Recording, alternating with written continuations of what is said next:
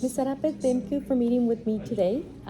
Last week, we set a goal for you to really be focusing on your um, active monitoring and your academic monitoring in the classroom. And I was really proud to see you doing this. Can you tell me what was the impact of the academic monitoring in your classroom? Well, after taking what you told me, I saw more students doing what I expected, and I noticed that they were all working by using my monitoring path. Good, good. I love that you're talking about the monitoring path. And do you remember? Can you tell me a little bit about?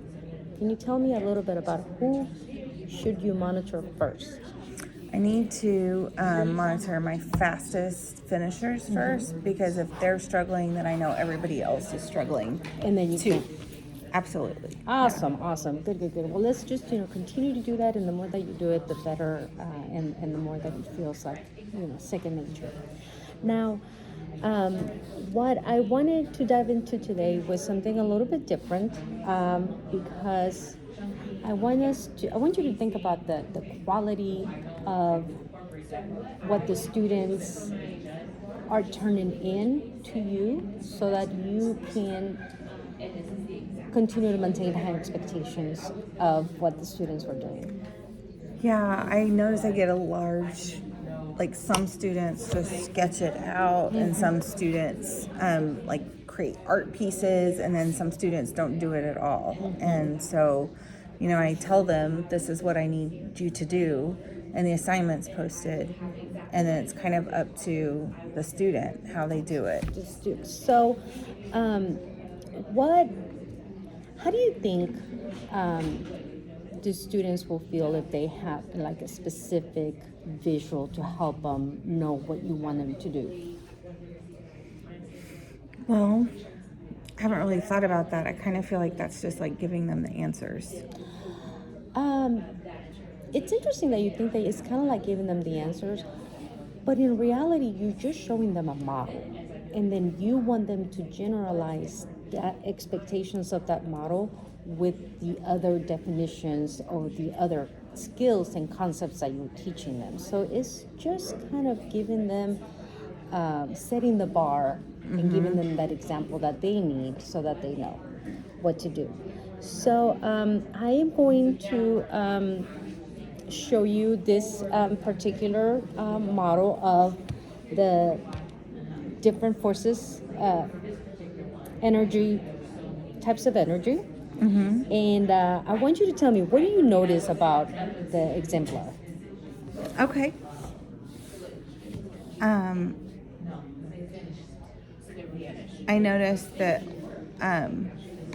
like it's very visually appealing. Like there's different colors, and it's neat and organized, and there's a picture explaining what the word means.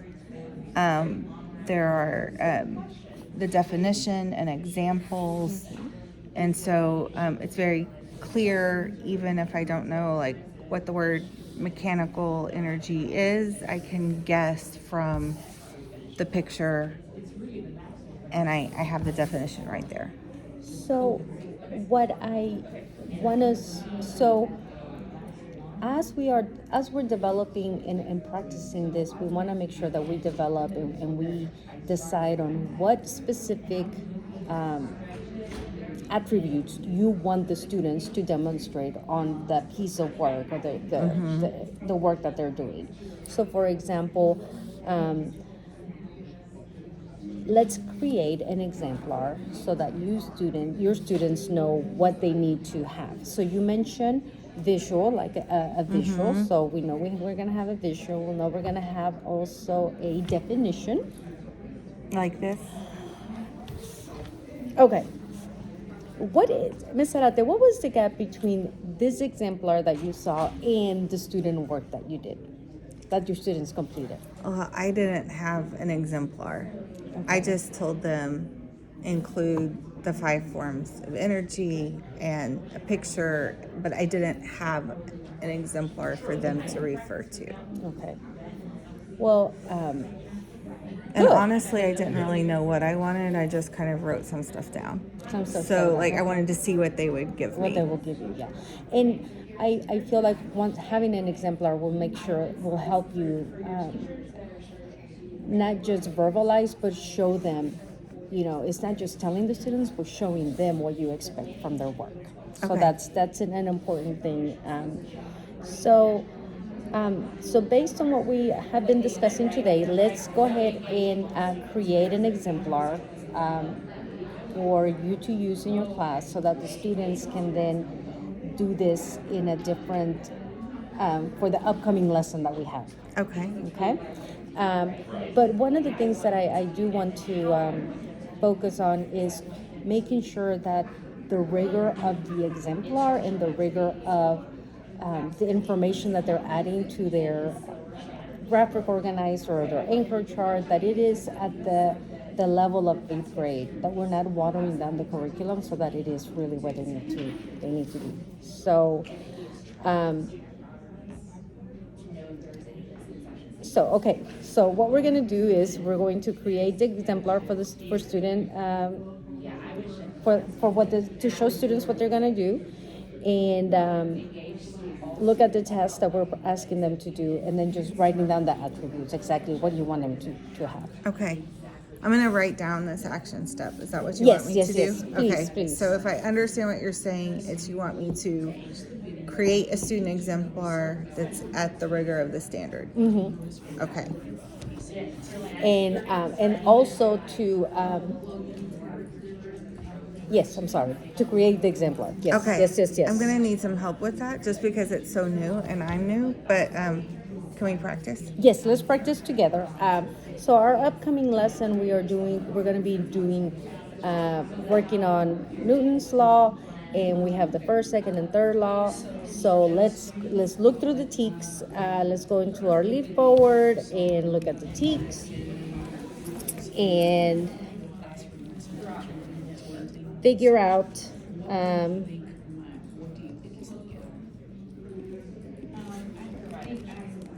Really Newton's third law. yes.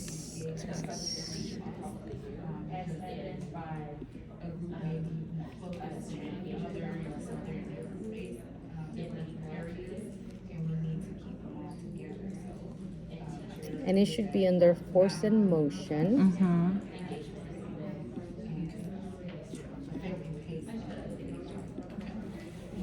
So I think we have investigate and describe how Newton's 3 laws of motion act simultaneously within systems, such as vehicle constraints, sports activities, amusement park rides, and rocket launches. Is that? So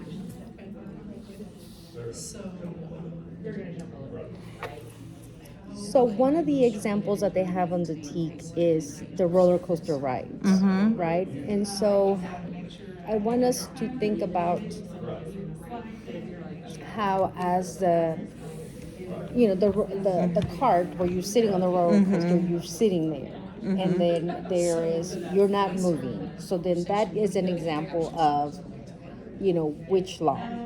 And then as the roller coaster is going up, you have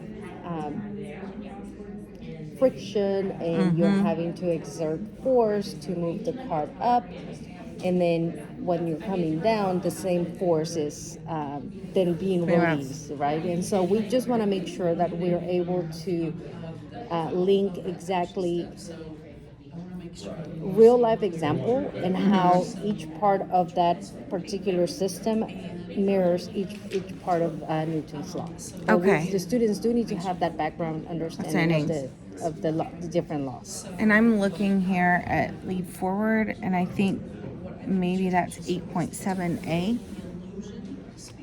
Yes.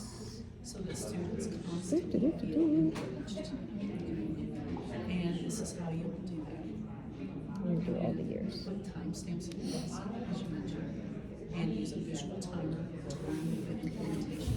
So They normally have a for students in audio. Oh, that's just the Newtons. Yeah, that's. and that clear start and ending that you mentioned. And again, this one's 15 Newtons, 15 Newtons, but then we have different weight. Yeah. It's a different force. different force now.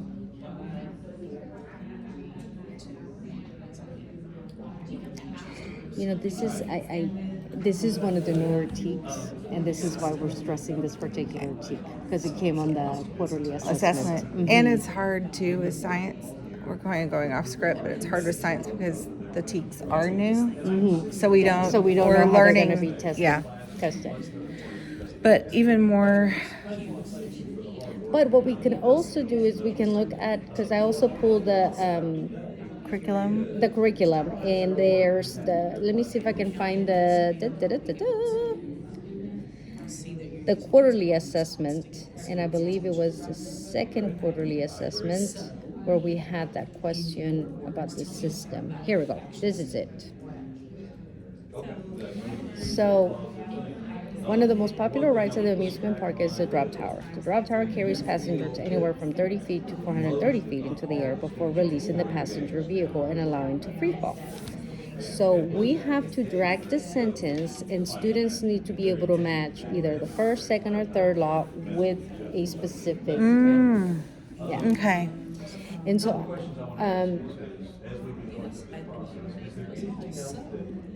So they would have to know what each law of motion each law is. So they have to know. So they have to have that initial knowledge of what does each law means, and then be able to generalize it to different real life examples.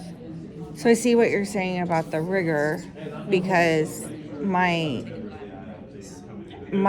activity was only defining the Right. things, Not so applying not it. applying. So I need to make sure that might be part of the activity, defining, but then we have To move to the the application. part. Okay. So, and you want me to create an exemplar for that?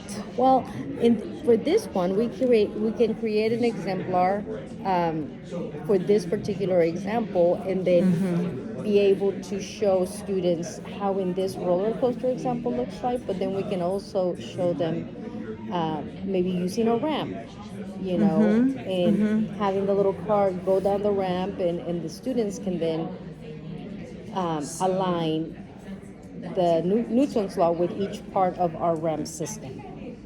Oh, I like that. Yeah, I could that do way. that. Yeah, I was thinking like,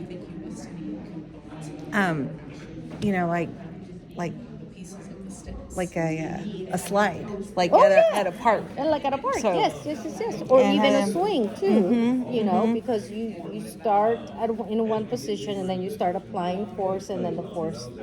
Okay, so my if I wanted to have them create a poster, I could have them do that, but they would have to have I would have to create a model of where these forces are at play. Where do I find each one of, each example of Newton's law? Okay, so Because they always happen in a system. They don't really happen in isolation. And so the way that we're going to be asked to learn this is going to be. okay, so I can have them name the law, Newton's 1, 2, or 3 on a poster, and I might be able to have each group take a law and present out. And then part of it, instead of just the definition, they'll have to create an example of what that law What that shows. looks like. And then maybe I could ask why it's not the others. Right, examples are non-examples. Like this is this one because of this, and it's not it's not 2 or 3 because of that. Right. Okay. Okay. And then, could I create the poster now that I've got these notes and show it to you? Yes, At absolutely. my Let's planning do it period? together. Yes, Okay, yes, let's yes, do yes. it together. And then, and this is next week. yeah, this we're planning for next week's Okay. lesson, and so and you don't have to be an artist. You know, we can use some pictures from slides or swings or the TIC also mentioned rockets that will help us, that will help the students generalize and see this. I'm gonna put in a picture from the internet for this because I'm kind of creating my exemplar based on our talk. Okay, and then And then so as we're now that we are finishing with our pictures and our exemplar, let's look at our calendar, because like I told you, this is a TEK that we're going to be teaching next week. So when do you think it might be a good time for me to come see you? well, I'm gonna finish my exemplar and show you today Today, okay? and get your feedback, and then come in next Tuesday. We forgot to practice, but we can't practice until we have the Exemplar, yeah. Yeah. Well, that'll be an action step for us because we're at 16 minutes. We're at gonna 16 run out of minutes, time. right? Yeah. Okay, stop. Okay.